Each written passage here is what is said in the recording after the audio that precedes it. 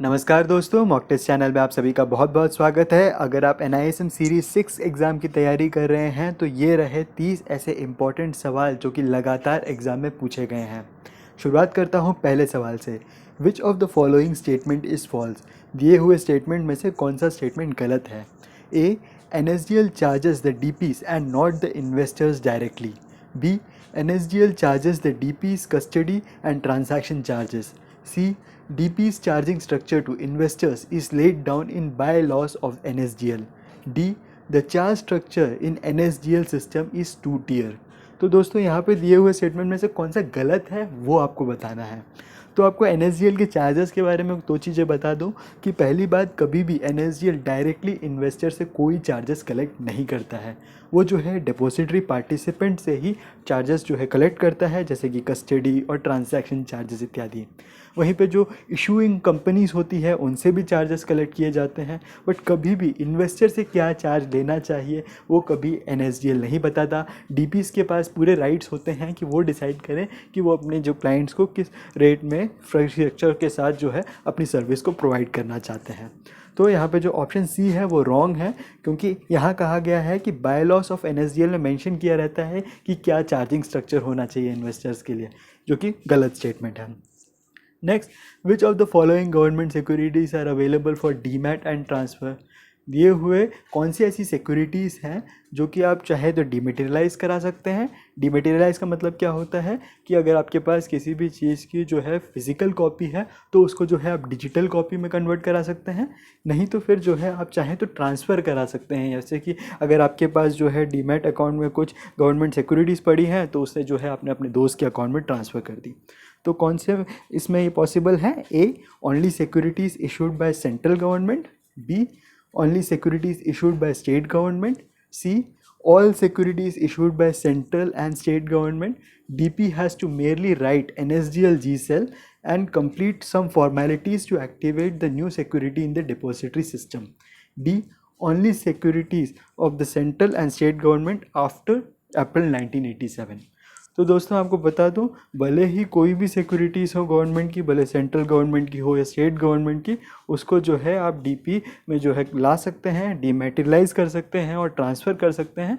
बस ये होता है क्योंकि आपको डीमैट अकाउंट में जो है इन सिक्योरिटीज़ को रखना है तो इसके लिए ISIN नंबर जो है जनरेट होना चाहिए।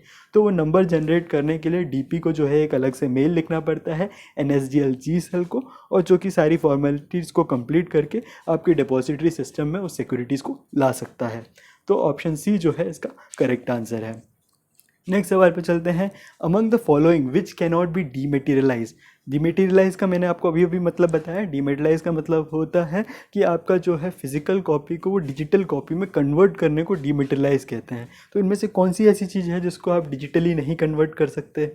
ऑप्शन दिया है units of mutual fund, B unlisted securities, C money market instruments, D none of the above.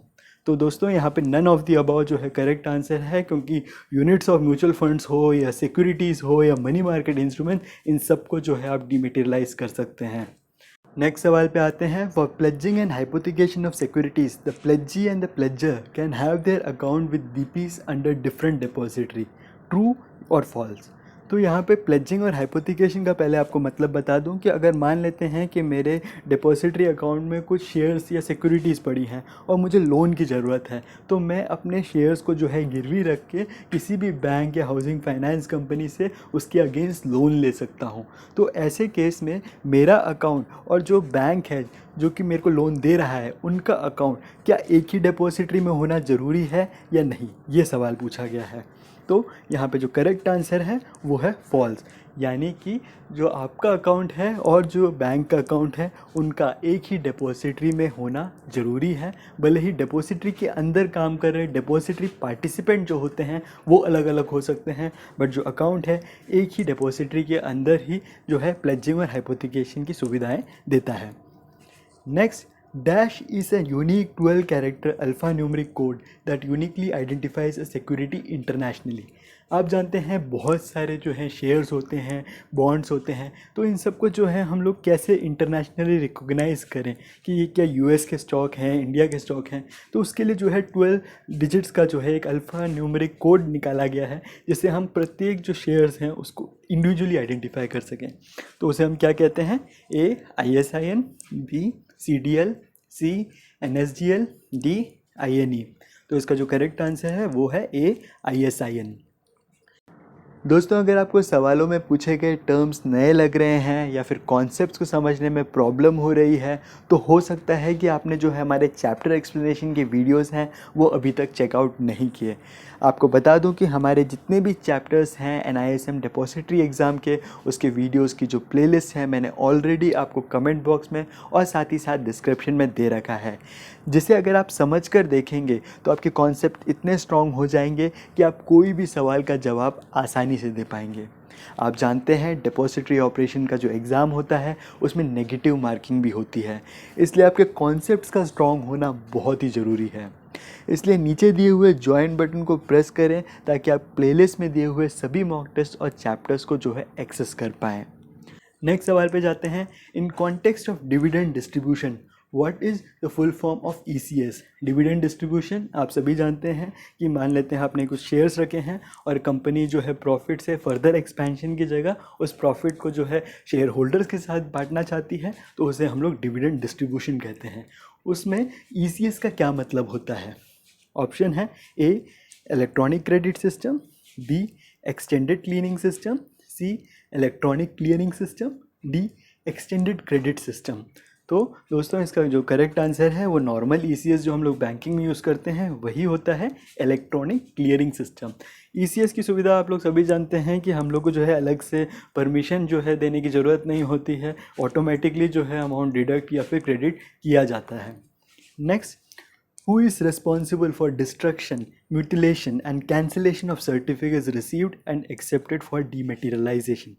तो दोस्तों, डीमेटीरियलाइजेशन में आप जानते हैं कि हम जो अपनी फ़िज़िकल कॉपीज़ होती हैं, अगर कागजात होते हैं शेयर्स के, उसको हम लोग डिजिटलाइज़ कर रहे होते हैं। तो जाहिर सी बात है कि अगर हम लोग किसी फ़िज़िकल कॉपी को अब डिजिटलाइज़ कन्वर्ट कर दें तो जो फ़िज़िकल कॉपी हमारे पास है उसको नष्ट करना पड़ेगा, उसको डिस्ट्रॉय करना पड़ेगा। तो कौन सी ऐसी पार्टी है जो कि इसको डिस्ट्रॉय करती है? ऑप्शन है A depository participant, B depository, C issuer और registrar and transfer agent, D SEBI.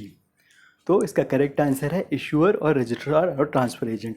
Issuer का मतलब वो कंपनी जिसके वो शेयर्स हैं, जिसने आपको जो है वो फिज़िकल कॉपी दी है, उसी के पास जो है पूरा हक है उसको डिस्ट्रॉय करके उसे जो है आपके लिए डिजिटल में कन्वर्ट करने का।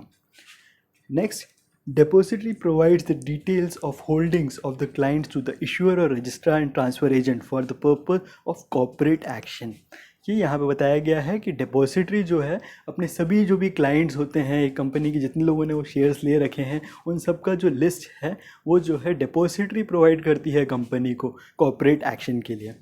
तो कब प्रोवाइड करती है, ये सवाल पूछा गया है।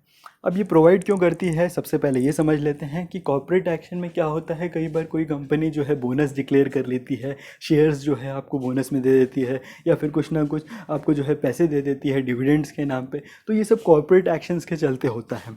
तो जब भी इस तरह के कॉर्पोरेट एक्शंस होते हैं तो एक रिकॉर्ड डेट होता है, जिस पर्टिकुलर डेट को वो सेलेक्ट कर लेते हैं और देखते हैं कि उस दिन कितने लोगों ने उस कंपनी के स्टॉक्स को जो है होल्ड करके रखा हुआ है या फिर उनके अकाउंट में है।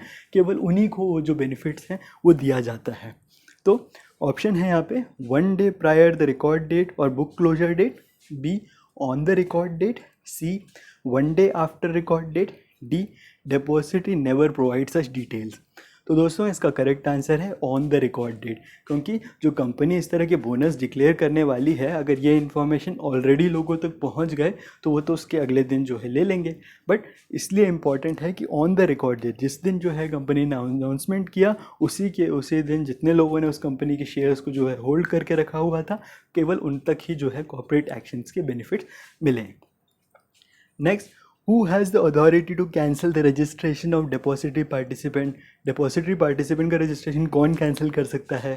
ऑप्शन है A NSDL और CDSL, B stock exchange, C SEBI, D finance ministry under the instruction of RBI। तो दोस्तों यहाँ पे जो करेक्ट आंसर है वो है सेबी। केवल सेबी के पास ही जो है राइट्स हैं किसी भी डिपॉजिटरी पार्टिसिपेंट का रजिस्ट्रेशन कैंसिल करने का, ना कि डिपॉजिटरी के पास। आप जानते हैं एनएसजीएल और सीडीएसएल दो डिपॉजिटरीज हैं, उन तक भी जो है कैंसिलेशन करने का जो है हक नहीं है। Next, the depository participant has to reconcile its record with the depository on a dash basis। आप जानते हैं कि एक डिपॉजिटरी के अंदर कई सारे डिपॉजिटरी पार्टिसिपेंट हैं, और ये जो डिपॉजिटरी पार्टिसिपेंट हैं वो इंडिविजुअल इन्वेस्टर्स के जो है ट्रांजैक्शंस और बाकी सभी सर्विसेज को प्रोवाइड करते हैं। तो जो भी वो सर्विस प्रोवाइड करते हैं, जो भी ट्रांजैक्शंस होते हैं, उस सब का जो रिकॉर्ड है वो डिपॉजिटरी के साथ कब शेयर करती है? क्या हर सेकंड में शेयर करती है, हर आवरली बेसिस में शेयर करती है? तो ऑप्शन है यहाँ पे A daily, B every Wednesday and Saturday, C every 12 hours, D weekly. तो दोस्तों यहाँ समझना पड़ेगा, करेक्ट आंसर है इसका डेली। ये डेली बेसिस में जो है ये रिकॉर्ड को जो है डिपॉजिटरी के साथ शेयर किया जाता है। Next, what is shut period? Shut period का क्या मतलब होता है? ऑप्शन है it is the period during which the company shall stop registering transfer of securities, B it is the period during which the stock exchange will not operate, C it is the period when NSDL shuts its operation, D it is the period applicable to government securities during which RBI will not register transfer of securities। तो दोस्तों इसका correct answer है D.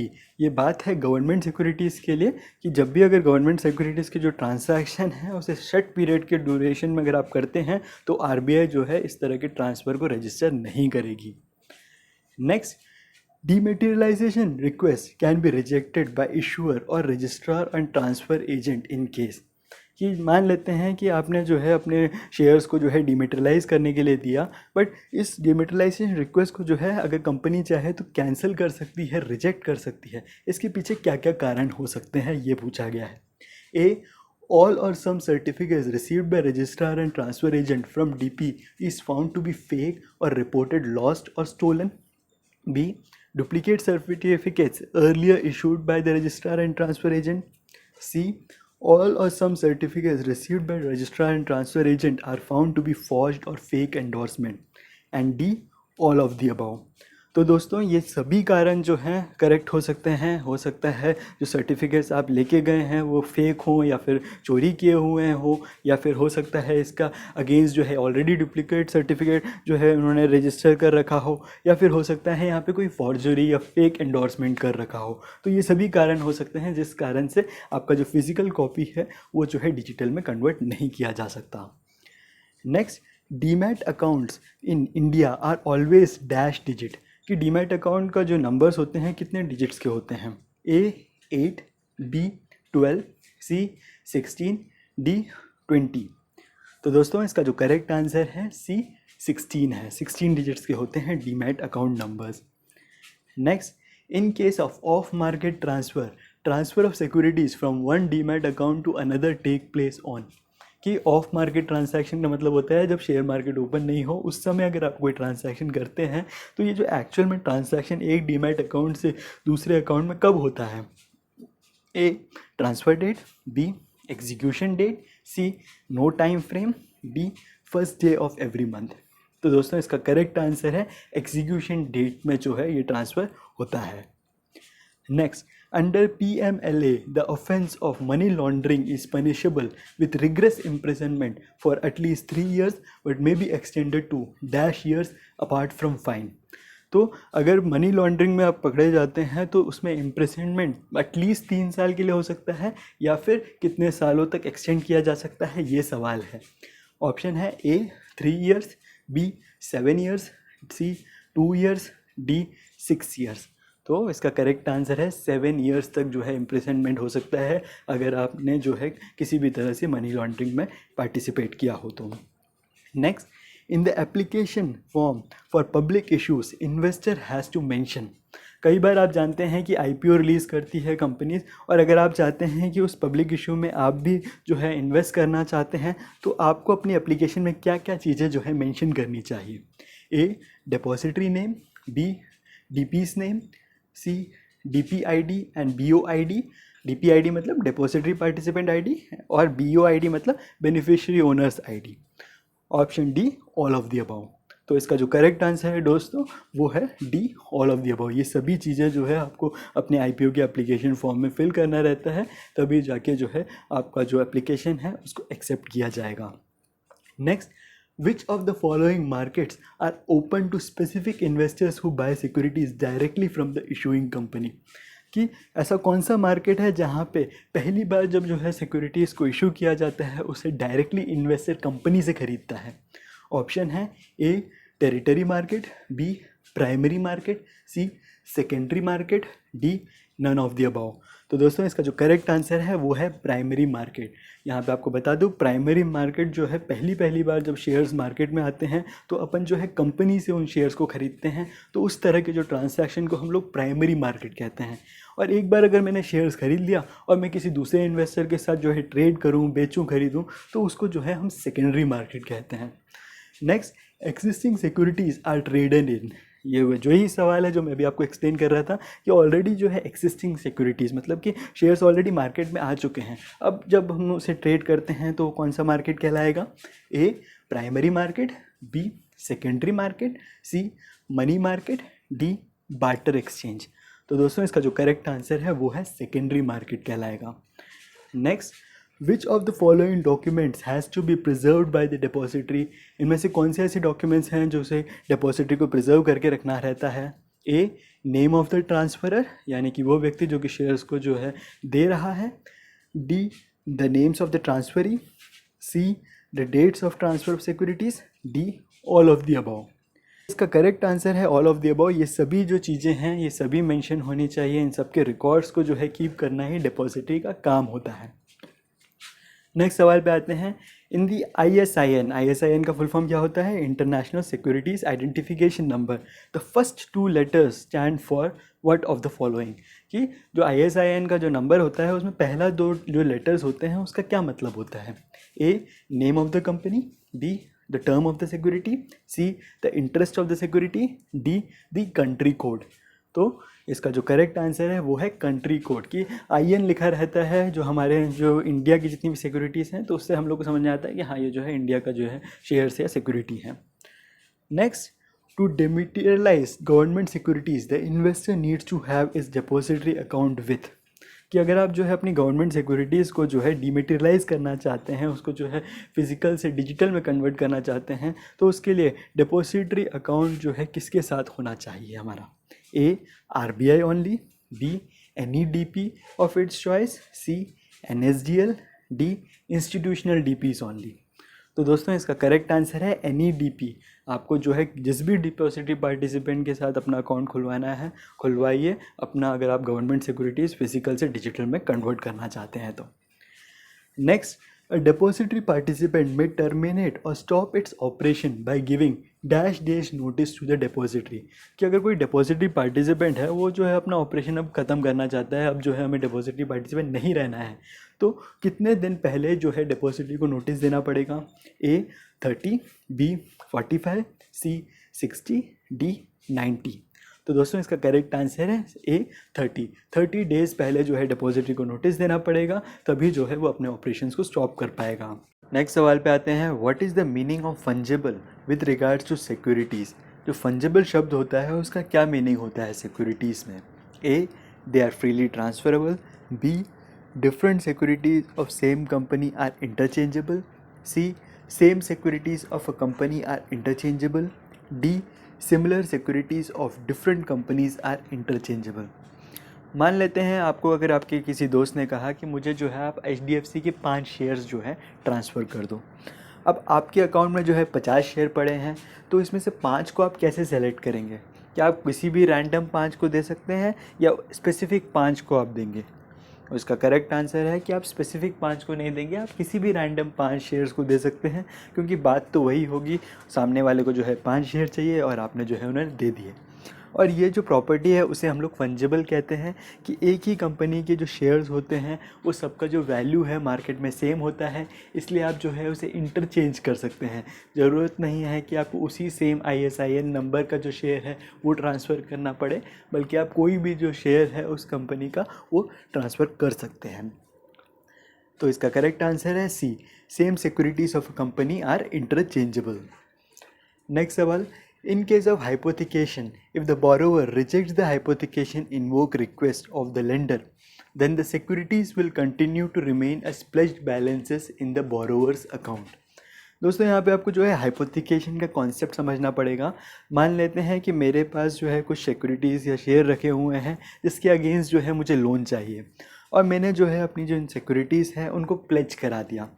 होता यह है कि जब भी मैं अपनी सिक्योरिटीज़ को प्लेज कराता हूँ तो ये जो सिक्योरिटीज़ हैं वो मैं ट्रांसफ़र नहीं करता जो मेरे को लोन दे रहा है उसके अकाउंट में, बल्कि उसे मैं अपने ही अकाउंट में रखता हूँ, बट प्लेज स्टेटस में रखता हूँ, या फिर आप कह सकते हैं कि लॉक्ड स्टेटस में रखता हूँ।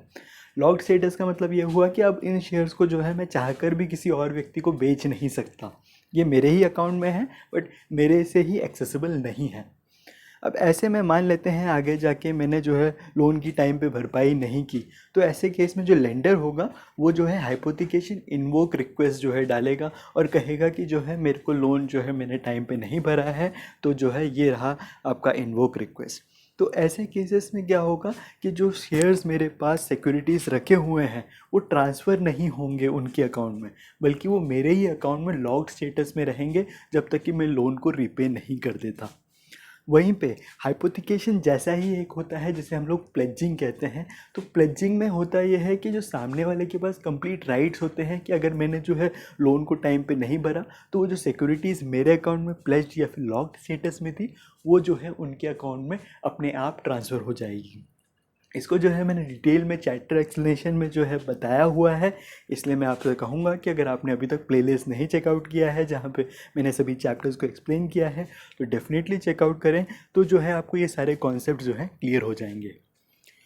नेक्स्ट सवाल पे आता हूँ मैं कि non cash corporate actions involves which of the following, कि नॉन कैश कॉर्पोरेट एक्शंस में कौन कौन सी चीज़ें शामिल है। A monetary benefits, B all benefits other than monetary benefits, C both monetary as well as non-monetary benefits, D none of these। सबसे पहले आप कॉर्पोरेट एक्शंस क्या होता है ये समझ लें। कॉर्पोरेट एक्शंस में दो चीज़ें हो सकती हैं, या तो फिर आपको जो है डिविडेंड्स या फिर कैश दे दिया जाता है, नहीं तो फिर आपको जो है शेयर्स दिए जाते हैं, बोनस इशू होता है, स्प्लिटिंग होता है।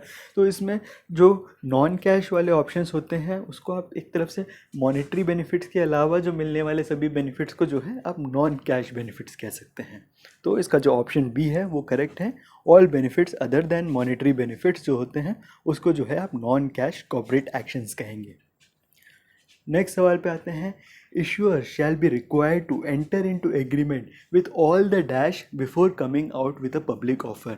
मान लेते हैं कोई कंपनी अपना आईपीओ लॉन्च करना चाहती है, तो उनको सबसे पहले किन के साथ एग्रीमेंट में आना पड़ेगा जिससे पहले कि वो अपने पब्लिक इशू को जो है जारी करें। ए डिपॉजिटरीज, बी डिपॉजिटरी पार्टिसिपेंट्स, सी इन्वेस्टर्स, डी सेबी। इसका जो करेक्ट आंसर है वो है डिपॉजिटरीज़, कि जितनी भी डिपॉजिटरीज़ हैं उनके साथ जो है ये पहले एग्रीमेंट साइन करेंगे तभी जो है ये अपना आईपीओ लॉन्च कर पाएंगे। नेक्स्ट सवाल पे आते हैं, state whether the given statement is true और false. For pledging and hypothecation of securities the pledgee and the pledgor can have their account with DPs under different depositories. तो अगर कोई प्लेजिंग या हाइपोथिकेशन कराना चाहता है तो उसमें जो लोन लेने वाला व्यक्ति है और जो लोन देने वाला व्यक्ति है, क्या उनका जो अकाउंट है एक ही डिपॉजिटरी में होना चाहिए या अलग अलग डिपॉजिटरीज़ में होगा तो भी चलेगा। तो इसका करेक्ट आंसर है कि इनका जो अकाउंट है एक ही डिपॉजिटरी के साथ होना चाहिए। तो फॉल्स होगा या ट्रू होगा? डेफिनेटली फॉल्स होगा, क्योंकि अगर दो डिफरेंट डिपॉजिटरीज़ के अंदर अकाउंट है तो वो जो है प्लेजिंग या हाइपोथिकेशन की सुविधा नहीं ले सकते। What kind of account is required by a nominee to give effect to the transmission of shares? Transmission कब होता है शेयर्स का, पहले आप ये जान लें। अगर मान लेते हैं किसी व्यक्ति की डेथ हो जाती है तो उसके जो शेयर्स हैं उसके नॉमिनी को मिलते हैं, बट अगर शेयर्स जो है नॉमिनी के पास ट्रांसफ़र होने चाहिए तो उनके पास भी कोई ना कोई अकाउंट तो होना चाहिए। तो कौन सा अकाउंट होना चाहिए? ऑप्शन है A saving account, B demat account, C salary account, D current account. तो इसका करेक्ट आंसर है दोस्तों B demat account. Demat account होगा तो ही वो शेयर्स को जो है होल्ड कर पाएंगे, वरना सेविंग अकाउंट, सैलरी अकाउंट और करंट अकाउंट में तो कैश जो है उसे स्टोर किया जाता है। नेक्स्ट सवाल पे आते हैं, record date for corporate action is announced by. जैसा मैंने बताया था कॉर्पोरेट एक्शन जैसे बोनस और डिविडेंड डिक्लेयर होते हैं तो एक रिकॉर्ड डेट जो है अनाउंस किया जाता है। ये कौन अनाउंस करता है? ऑप्शन है ए एक्सचेंजेस, बी इशूअर्स, सी डिपॉजिटरीज, डी शेयर होल्डर्स। तो इसका करेक्ट आंसर है इशूअर्स। इशूअर्स यानी कि जो कंपनी जिसके शेयर्स हैं वो जो है कॉर्पोरेट एक्शन में रिकॉर्ड डेट अनाउंस करती है। नेक्स्ट सवाल पे आते हैं। With the introduction of depository systems in India, theft, forgery, mutilation of certificates became more prominent. तो कहा जा रहा है जब डिपॉजिटरी सिस्टम या फिर डिजिटल सिस्टम जब लॉन्च हुआ उसके बाद जो है थेफ्ट हो, फॉर्जरी हो, ये सब ज़्यादा बढ़ गई हैं। तो आपको क्या लगता है, क्या डिजिटल होने से क्या फॉर्जरी के चांसेस बढ़ेंगे या कम होंगे?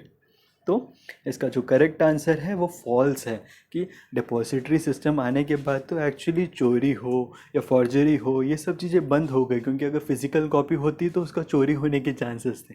वहीं पे जब डिजिटली कन्वर्ट हो गया तो यहाँ पे चोरी के चांसेस जो हैं बिल्कुल ना के बराबर है।